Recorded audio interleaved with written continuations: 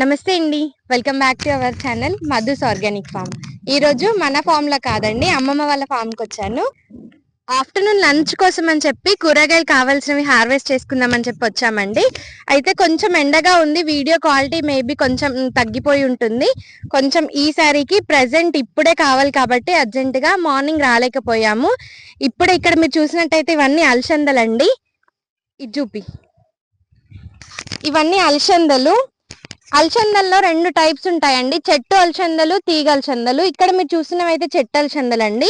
అందుకోసమనే వీటికి పందిర్ అలాంటిది ఏం అవసరం పడలేదు. ఇక్కడ చూడండి, ఇదంతా ఒకటే చెట్టు, ఈ ఒక్క చెట్టుకే ఇన్ని కాయలు.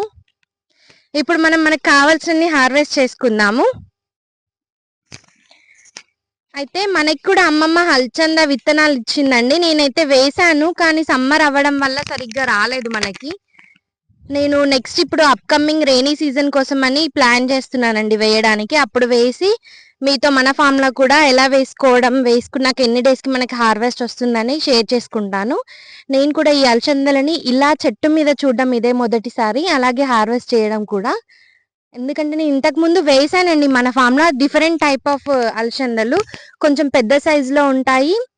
అలాగే ఇలా చెట్టు అలసందలు కాదు, అది మన ఫామ్ లో వేసింది ఏంటంటే పందిరికి పాకే అలసంద అండి. క్రీపర్ ఫ్యామిలీస్ కి చెందిన అలసంద అది. ఇదైతే చెట్టు అలసంద. ఫస్ట్ టైం మనకి అమ్మమ్మ విత్తనాలు ఇచ్చింది. సో నెక్స్ట్ మన ఫామ్ లో వేసుకుందాము. ఈ రోజు అయితే లంచ్ కోసం హార్వెస్ట్ చేసుకోవడానికి వచ్చాము. మీరు చూసినట్టయితే ఫుల్ గా కాయలు ఉన్నాయి, అలాగే చిన్న చిన్న పిందెలు ఉన్నాయి, అంటే ఇప్పుడే స్టార్ట్ అవుతుంది. ఎక్కువగా ఉండడం వల్ల స్కార్ఫ్ ఫేస్ కట్టుకొని హార్వెస్ట్ చేస్తున్నామండి. మనం వచ్చిందే మధ్యాహ్నం టైంలో లంచ్ కోసం అని హార్వెస్ట్ చేసుకొని లంచ్ ప్రిపేర్ చేసుకోవచ్చని.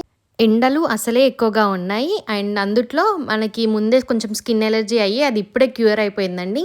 సో దాన్ని మళ్ళీ నాకు రిపీట్గా తీసుకొచ్చుకొని మళ్ళీ ఆ ఫేస్ చేయాలని లేదు కాబట్టి వీడియో అయినా పర్లేదు, స్కార్ఫ్ కట్టుకుంటాను, ఎండ ఎక్కువగా ఉందని చెప్పేసి ఇలా అయితే రికార్డ్ చేసుకున్నాను.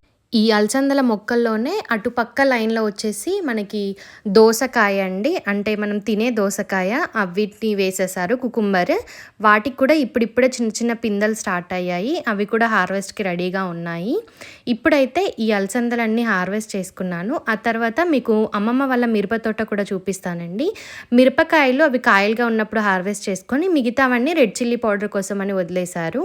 వీటిని కూడా వర్షాలు పడే కంటే ముందే హార్వెస్ట్ చేసుకొని డ్రై చేసుకొని రెడ్ చిల్లీ పౌడర్ అయితే ప్రిపేర్ చేసుకుంటారు.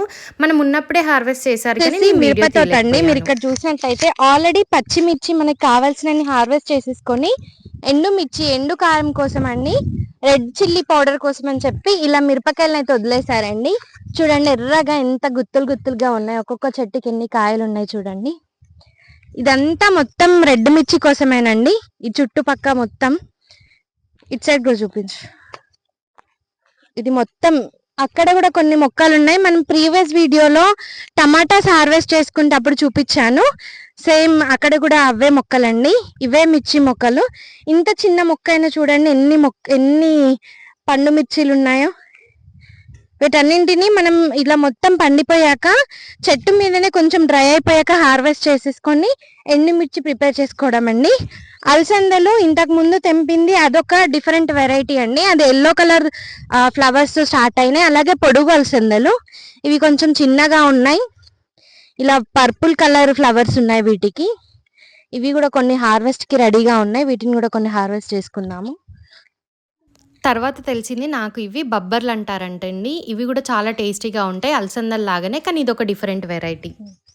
చాలా వంకాయ చెట్లు కూడా ఉన్నాయండి, మీరు ఇక్కడ చూసినట్టయితే చూడండి, వంకాయలు కూడా హార్వెస్ట్ చేసుకుంటున్నాము. ఇప్పుడు సమ్మర్ అయినా కూడా మంచిగా హార్వెస్ట్ వస్తుందండి, వీళ్ళకి సరిపోయాన్ని.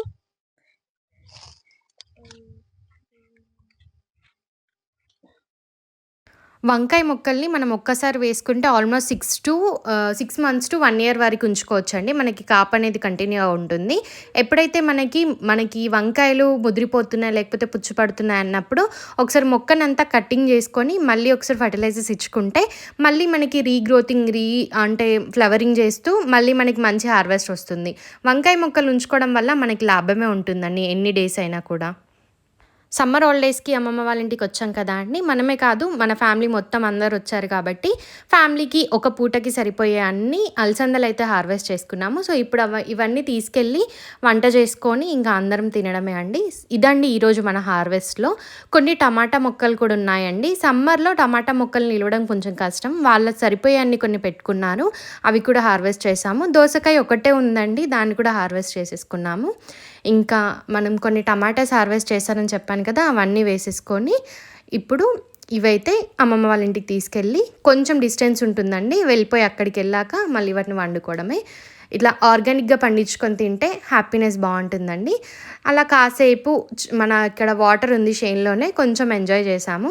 సో ఇదండి ఈరోజు వ్లాగ్ వచ్చేసి, ఈరోజు మన హార్వెస్ట్ వీడియో అమ్మమ్మ వాళ్ళ ఊర్లో. సో మీకు ఇలాంటి మరిన్ని ఇంట్రెస్టింగ్ వీడియోస్ కావాలంటే మన ఛానల్ని అయితే సబ్స్క్రైబ్ చేసుకొని ఒక కన్నేసి ఉంచండి. నోటిఫికేషన్ కూడా ఆన్ చేసి పెట్టుకుంటే నేను వీడియోస్ పోస్ట్ చేసిన వెంటనే మీకు నోటిఫికేషన్ వస్తుంది. Thank you for watching.